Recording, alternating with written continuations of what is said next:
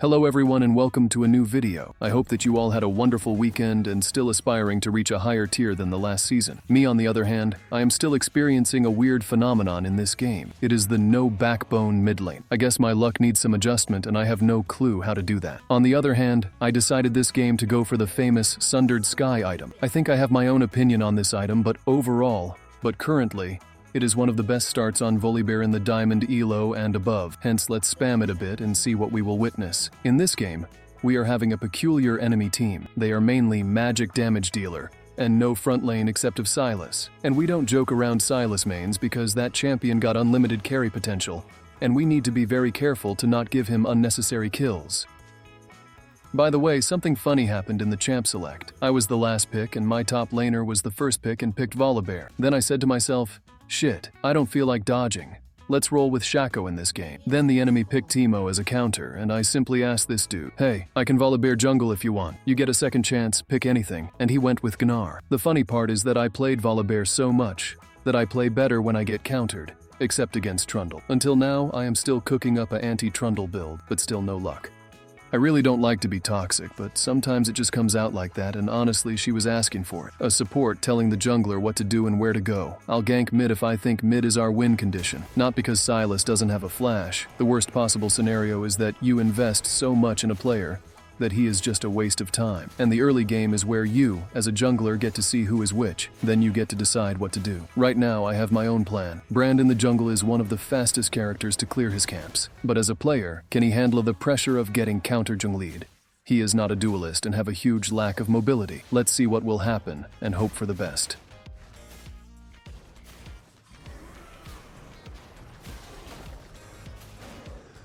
Alright, this looks like a good game start. The movement of the enemy laners can tell a lot. First, they don't know I am here, hence they are likely holding their wards until the 3-minute mark to match the scuttle crab's spawn. I can either go for a full clear and meet Brand at the dragon pit, or go say hi to Teemo, because he is a bit too aggressive against his grandfather, the original Yordle. Isn't it funny they are both a nightmare against melee champions, but against each other? Teemo beats any Yordle in lane. Must be why he is the captain Teemo, and not a regular nobody. We got ourselves the first blood of the game. Not too bad, I guess no kills so far, because usually bot side takes the initiative and starts the feed as a big announcement each 2 minutes. But if you look closely at the duo composition, they are just a mini Aram lane where they keep throwing at each other spells hoping it lands. Now back to our original plan. Brand can't gank now topside, and just went by mid lane to take a kill. He got 2 options, either gank bot side or take my blue buff. At this instance, I was spam pinging my 3 pings that Riot decided to give me to alert my bot side to cover for my blue, and look and behold, great success, and we are currently inducing tilt at a steady pace across the map.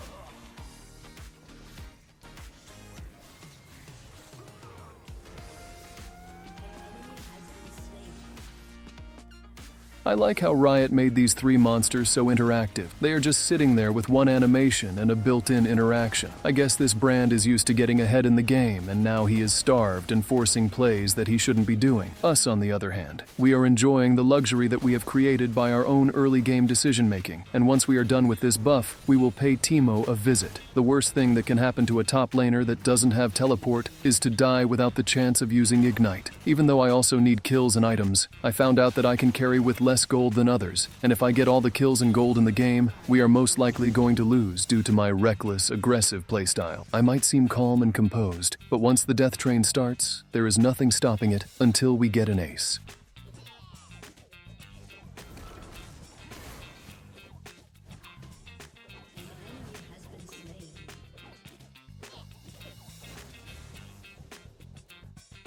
I like how in the midst of all this chaos, Azir is playing out of his mind, and every time he dies he starts pinging me out of all people as by some unknown force I am responsible for his success. This false sense of blaming others was reinforced by Senna's earlier statement stating, Sylas no flash as mid. Now this Azir is convinced he won lane before even the game starts, and now he is stumbling and struggling to make sense.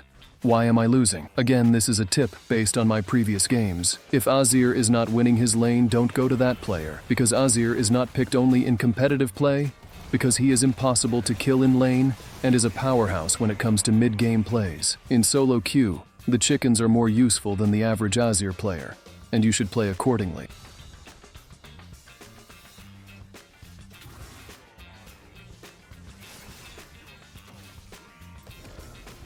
The Silas, on the other hand, seems to be playing far better than the average performance on our team, and I need to deal with that sooner or later. In other words, the one who will win the duel between the two of us will establish his point in the mid-game. Back to our build. The Sundered Sky item is really great when completed, and I like it for one specific reason and hate for many other reasons. Let's start with the bad stuff. It has no attack speed or ability power scaling. The components are so bad that you really either have the option between cooldowns and damage, or health and less damage. And to top it off, it is very expensive, but once completed, you get back the reward of healing every 6 seconds or so when you hit a champion. And here is why I do like this item. This item turns Volibear into a Hanma family member. And here is why in League of Legends you don't get to experience your critical strike animation. And among the View Giga Chad champions, we have Sion with the kick, and we have Volibear with the clap. By far one of the main reason why I will start building this item, simply to watch Volibear discombobulate enemy champions for fun. The greater they are, the harder they fall. I was carefully planning this play, but my expectations are that Gnar will intercept with me Teemo or Brand and win the fight. But it is what it is, and we have taken out of our mind the first death. Now I can truly play the game freely without caring to my death counter.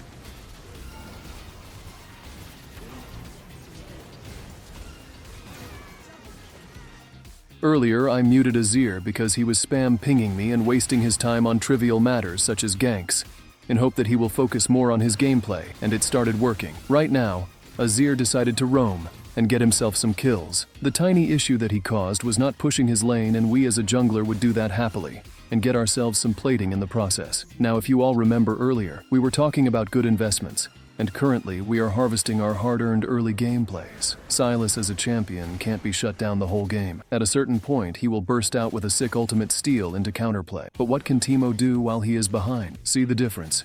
Now I fix the topside dilemma once and for all, while the game is going slightly into our favor. You can't gank all lanes, and you can't predict the future, but you can prepare for the worst and our worst-case scenario, a weak top laner against Teemo.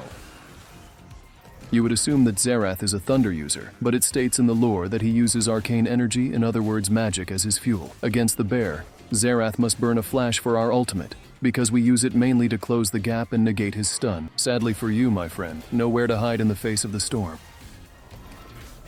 I left that kill on purpose, because right now we are full build. Yes, we got the Sundered Sky, and I don't think we need any more offensive items except of 2 expectations for the end of mid-game, and those are Riftmaker and Hullbreaker. Other than that, we are going for the supreme anti-magic build. I told you earlier, this guy is really trying to win, and to be honest, this trap was perfectly placed. He wasn't seen the whole game on our jungle side, and he felt that breaking me mentally will be a key to win this game. I give you props for doing this, but sadly luck is not on your side, my friend. The only thing that is still up on the map beside towers is the Riftmaker, and everyone is hovering in the vicinity, hoping something like this to happen. Good luck next time.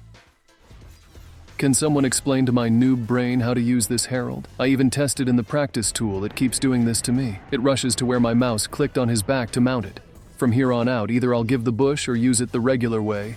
Fuck this clunky design, or maybe I am the one at fault. What a stupid waste of a buff. Yeah, that pissed me off so bad that I started running at the first one appearing in my face.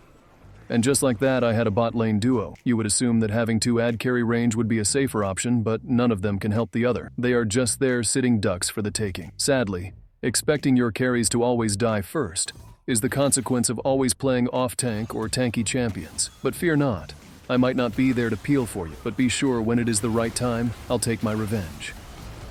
Damn, if I have placed properly my ultimate, I might have killed Brand also, but as you can see, he is a bit afraid from the bear. That flash was a bit funny. Now that I don't have anyone in range to keep life stealing from, I think it would be a safer option to just go clear jungle camps or go to base and spend our gold. I think the team got this one skirmish in the bag. Around Xerath, I prefer to have my ultimate ready, otherwise waiting for the next round is the wiser choice. No, your eyes are not fooled. I have 2 shields, one from the completed jungle item, and the other one from the new item called the Kanik Rooker. I have no idea what does it mean, but one thing for sure, that this item against the right composition is utterly broken. I just wonder, do I benefit from shield bash based on this shield alone or not? I'll leave a note somewhere to test this idea.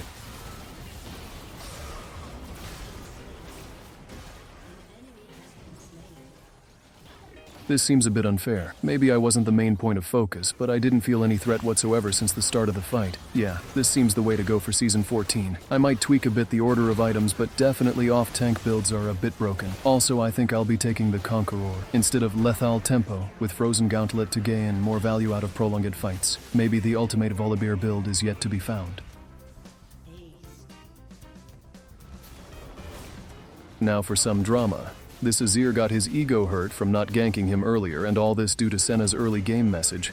And between you and me, once I go for a game plan, I don't regret what happens after.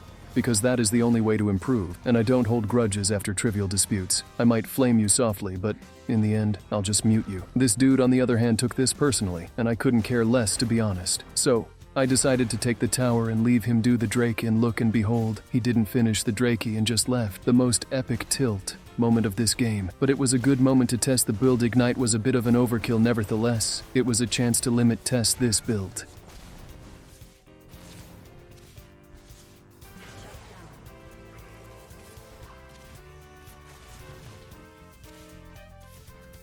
After that tilt commercial break, I found earlier on TikTok this trend going on saying, if it is brown, lay down, if it is black, attack, and if it is white, good night. And it is definitely a good night in these jungles if you get to see the bear. Even if you don't feel sleepy, we will manage to give a fair share of rest. Yeah, against Xerath, this is always the same outcome when you have your ultimate due to his unique stun spell. He can't burst you since he is a poke champion, and kiting you with Ghost can be very difficult. On the other hand, once we don't have our ultimate, we are a bit nerfed, and patience and good decision-making is a key factor to win the team fight. Otherwise, we would be the one hitting the sack early on. And I didn't get any armor to deal with misfortune. I thought taking Steric's Gauge would mitigate the collector's effect, but sadly, we are already dead.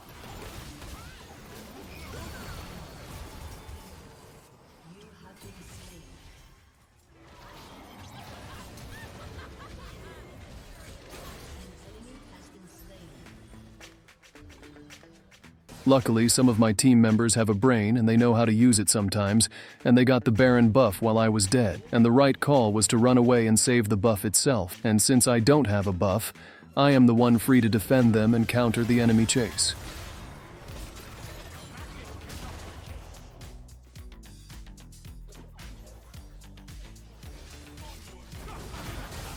Great success.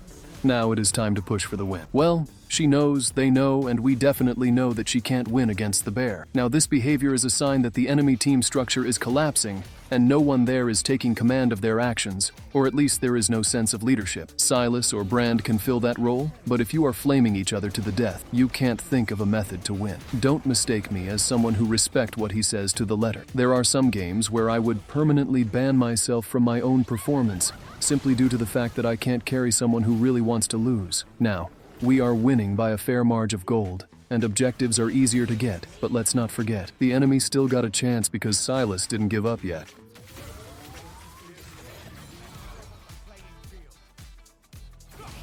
The only issue with this path is the tower is the only threat to our existence. Otherwise, I feel pretty confident that I can take their damage for days since it is mainly magic damage except for misfortune. I did greed by trying to take Jackshu, but its components are so bad you just wonder if Riot are doing this on purpose, or they didn't realize that most of the new components are simply useless without some of the completed effect. As I told you earlier, you only lose when you see the defeat sign. Until then, it can be anyone's game. Right now, we are all confident that this game is almost closed in our favor, but this is a reminder to myself to always trust my Volibear senses because this Silas will pull off a somewhat fair comeback by stealing Azir's ult. The funny thing is that he, by himself, managed to wipe us all out, and for that, my friend, I commend you for your perseverance. And to be honest, I am in a conundrum. We play this game to face good players, not broken champions, and I'll feel sad if we finish this game because I know for sure that this encounter is not given at every moment in solo queue.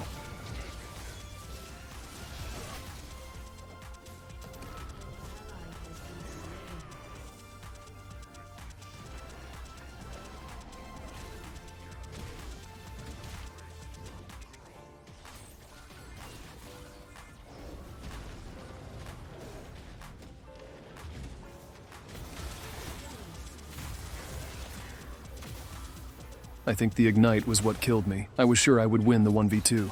Maybe better luck next time. We know for a fact who is the threat. And to put some insurance, I typed the plan so that all members are on the same playing field. Because we are down by one player that can't fix his ego and truth to be told, that play from Silas somewhat put the enemy team back on their feet, at least mentally. You can hear them now saying, if we die for the Silas, we are sure he'll do something about it. A respectable spirit, but not enough. I like the fact that Gnar walked to the mid lane to pressure the enemy into choosing between defending and contesting. This play, as messy as it seems, the best outcome seemed to get the Baron buff because my team are scattered over the map. Also, I know that I can prologue the fight into my favor due to the fact they don't have the technology to delete me in seconds.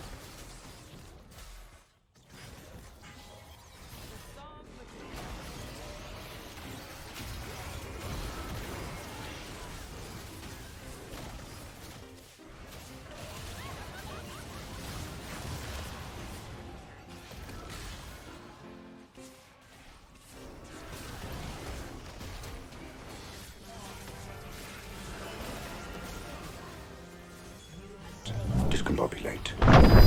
And just like that, we clapped them pretty good. And with that, we concluded the last play of the game. My overall opinion is that Sundered Sky is a pretty good item only if you manage to buy it in one go, and your crit animation is epic. Otherwise, you should go for a different build that have more durability and sustain to use on your bruiser champ. I hope you all have enjoyed this game and see you guys on the next video. Feel free to subscribe, drop a like, and leave a comment that would be much appreciated. Peace.